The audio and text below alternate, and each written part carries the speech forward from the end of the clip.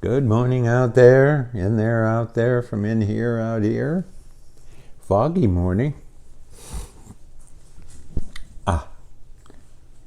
Vivi's watching the cats. They're chasing each other all over the house. Downstairs, up, around, through the up here. But we have her nose. Put that down. Julie behind the camera, helping me as always. Open my little book of notes. But it was Julie's birthday, and Julie was in love with David Cassidy. I've never been able to live up to him. And where Meredith found the Partridge Family album, I don't know. But it's such a great example of the reason for this show. Or podcast. What is this? A video? What is this? I hope it's a YouTube show someday. Oh, there they go. You heard that one. Something fell over. Julie to the rescue. Anyway, that's sort of the point of this show, is to celebrate all the things that we do every day that don't matter to anybody. But I think it's important that they do matter. Yeah. Because there's too much that's not all the rest of us dominating everything. And we do wonderful things every day.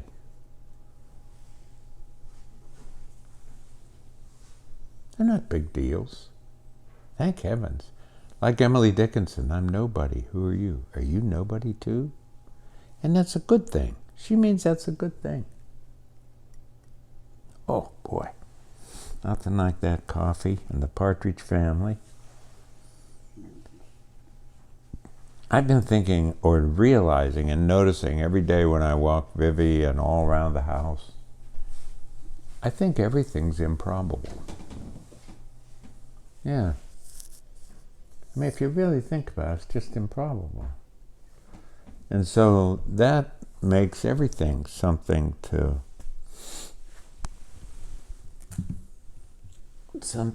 just look at and be glad about. Yeah. That's improbable. Let alone this. Let alone this. Let alone the cats running around the house. Let's see what notes I took this week.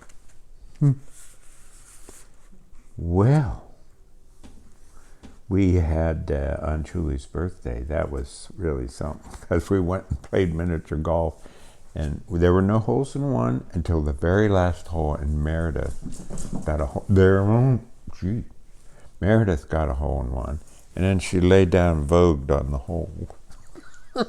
There were other golfers all laughing. It was wonderful. Just wonderful. We got a beautiful set of postcards from Norbert and Karina in Germany. Oh my. And I forgot to say welcome to the Serendipitist. Hi, Mark. Clifford. Julie said, don't sip loud. How was that? Pretty good. Yeah. And it was a wonderful golf game with Jennifer and Beth. And dear Jennifer's hurt. She played golf anyway. Holy cow. And we heard from our French family. And what a day I had yesterday. Starting around noon, I discovered that yesterday was supposed to be our ongoing workshop evening. We all get together, 12 of us, 13 counting them all me. Well, it turned out at least 4 of the people were unable to attend for different reasons. So I spent from noon until midnight trying to find a date that all of us could meet on, because I didn't want anybody to miss out. It probably made the other people crazy, but they should have been here for noon to midnight. At first I picked the dates. That didn't work. And then, well, it just didn't work. But we're going to have that annual Red Dock reading, 31st, down at the Red Dock. Have a reading with Linda Foster on the 24th in Saginaw. It took me 4 days to hitchhike from Saginaw. Yeah. Oh, can you hear them? We're going to head down to the Fiber Fest. Julie goes tomorrow. Both of us go Saturday. The entire Michigan, state of Michigan, Fiber Fest. Yep. And dear Renee at the Respite is going to put up a Poet Laureate of Douglas display with the books. That's so nice. Gee whiz. You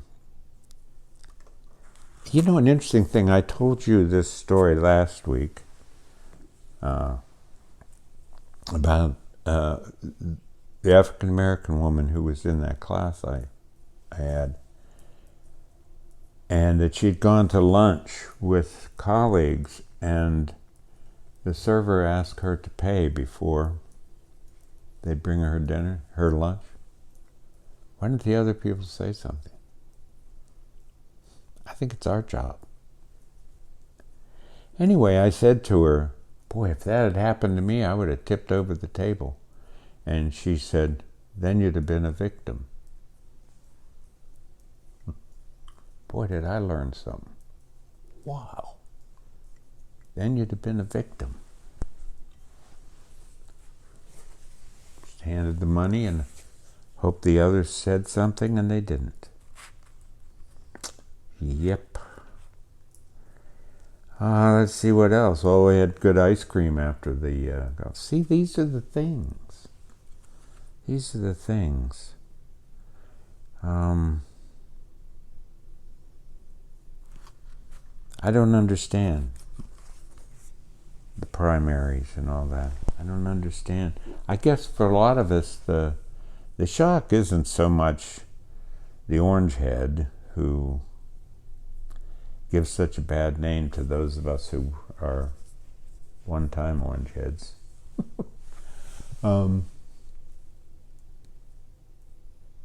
I guess it's just I'm afraid because of all the people I didn't know were out there until now who hate so much.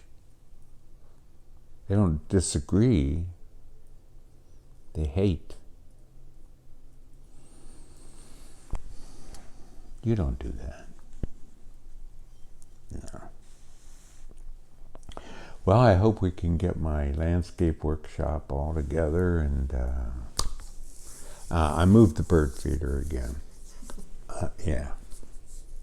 And they'll figure it out, but I moved it again. How many times? I don't know, Julie, how many times. Julie's knitting, of course. It makes me so happy all the time. Knit. Spinning. And then I go grumbling because I want something like spinning and knitting and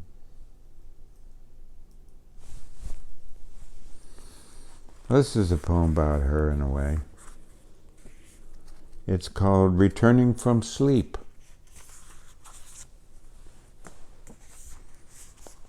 When you write a poem, you can't say waking up. You have to make it like returning from sleep.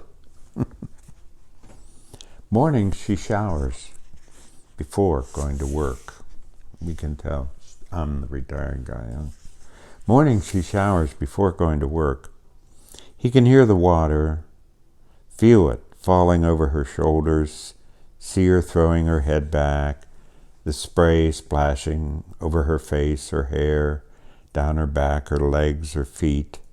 He can see it swirl around her toes, down the white drain. Sunlight lies across their bed, shines on the photographs and behind the blank glass. He can feel the steady presence of the news, the ads, evangelists, canned laughter, sports, the weather. He remembers his mother's voice calling him to breakfast. He remembers the days when he walked into a world that surrounded him with the smell of sweetgrass, long afternoons, the taste of air, and the feel of porches, the open space of his imagination, room to walk, a place to sit, nowhere to go but home. The shower stops. He hears the curtain jangle as she steps out. He sees her pull the towel across her, pat her face dry between her toes, wrap the towel around her head. Today, he thinks, the angels will come and draw us all into the light. Lift the dead, wash us, dry us. Take care. Try to be cheerful. Be kind.